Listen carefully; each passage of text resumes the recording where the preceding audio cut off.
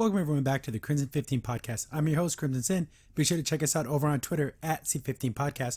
Join the discussion over on Discord, link in the description below. If you're enjoying the videos, be sure to sub, like, share, and hit the bell for notifications. Podcast avatar provided by Demon Artie. Be sure to follow her over on Twitter at Artie Demon. This is part 2 of a 3-part series. Be sure to watch part 1 first so you can get the full context of what I'm speaking about, and part 3 will be out soon.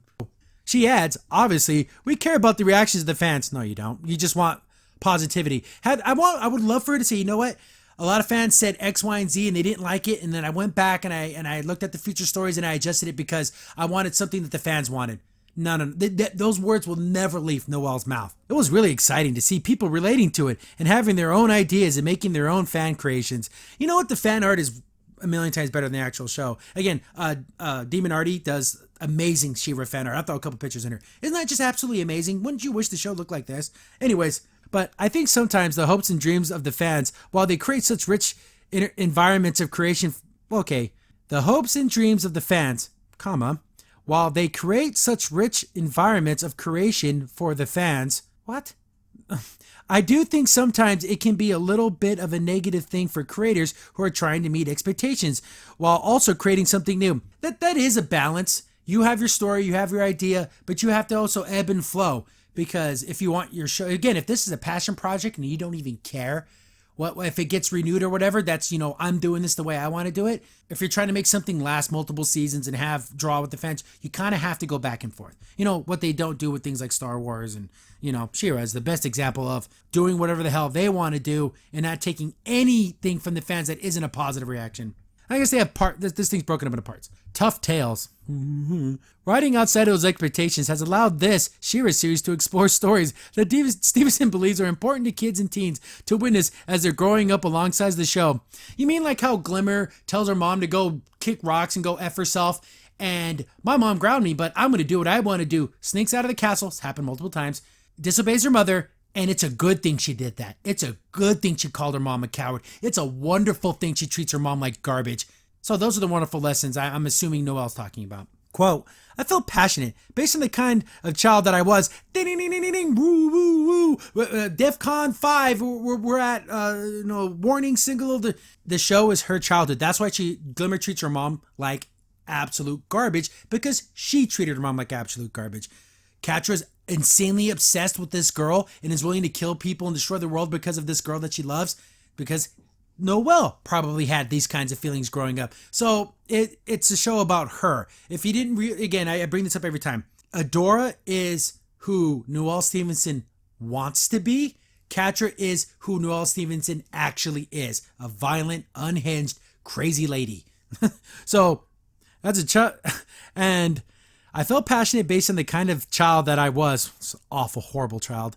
And other children that I've known at that age, to not pull our punches when it comes to these sorts of stories we're tackling. Annotation needed, excuse me, which one of these storylines is that where you didn't pull the punches? Please let me know. Hey, again, in the comments, the She-Ra defenders, point them out to me because I would like to know. Enlighten me, please. It's not, see, this is where you would say in episode XYZ, in this scene, this was one of those important things I wanted to show, but they never bring any of those things up. They just say these vague statements that don't add up to anything. It's not just to be dark for dark's sake. There's nothing dark in this show. Or heavy for heavy's sake. There's nothing heavy in this show. Or scary for scary's sake. There's nothing scary in this show. But I really do think that kids are capable of handling narratives like that. They are, but the show doesn't do that. And complicated character motivations. Again, they do, but not in this show. They may not fully understand it yet, but it lays the groundwork for being able to take those emotions that they feel in their own lives. This is all true. It doesn't apply to She-Ra in any way, but something like Gargoyles. Oh, what an amazing show Gargoyles was. That had, morally complex issues about being betrayed and loving someone and what you do for your family and what's best for the world and what's best for you. None of that has happened. It can still happen in She-Ra. They don't ever do it though. Something like the relationship between Catcher and Adora is so fraught with messy and dramatic and painful. Yeah, for Catcher, but not for Adora. She doesn't really seem to care. A 5-year-old girl might have had her first falling out with the best friend and have no idea how to process that. So after watching Catcher wanting to kill everyone, she kills her whole family. Well, how? Why? No. If a 5-year-old girl was feeling betrayed by her friend, again, a 5-year-old, they don't know, what they feel is betrayal. It's just probably like, she stole an extra cookie out of my, lunch bag. And watching how Catcher dealt with it, no, I wouldn't want any child to deal with their problems this way. But Catcher's not shown to be wrong, really. She's shown to be, she has every right in the world to feel this way. So I don't know what the hell she's talking about. It can be as painful as any breakup, as they fight that even we as adults have. Well, you do, Noelle, because you never stopped being a child. You never grew up. When you become an adult, you handle things differently than you did when you were a 5-year-old girl. Even though a child might not understand the nuances of a plot like that, I do think they understand, so I wanted not to talk down to the audience. Again, annotation, please, someone enlighten me. Where was this? What she's talking about? Just Adora, and again, episode 11. I love that episode. Great episode. Catcher chose to do the wrong thing in the end, but it moved her character somewhere. I guess maybe that, but that's where you would bring this up. You would talk about that. The Catcher Conundrum. That should be the name of season 4, in quotes, season 4, the Catcher Conundrum. And with Catcher, Stevenson also served up audiences a relatable villain who challenges them to feel empathy for someone obtusely doing bad. Oh my God, no. I felt bad for Catcher for not learning the lessons, taking the bad lessons. Again, I keep referring to episode 11.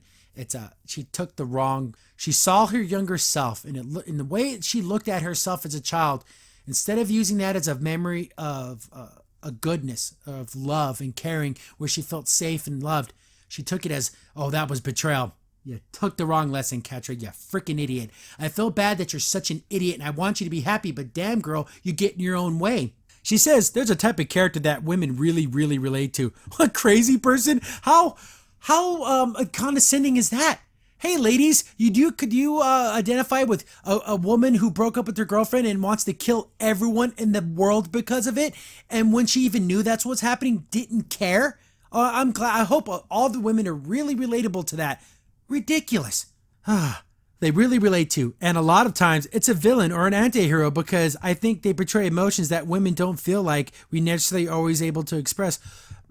You're talking about you, Noelle. You feel this way, which is fine. You can relate to a villain. It's like, you know what? I understand why they're being evil. Again, Magneto from the X-Men series, Marvel Comics, is my favorite villain of all time. Darth Vader's number 2. But Magneto, you can understand why he did what he did. He was an Auschwitz, death camp survivor.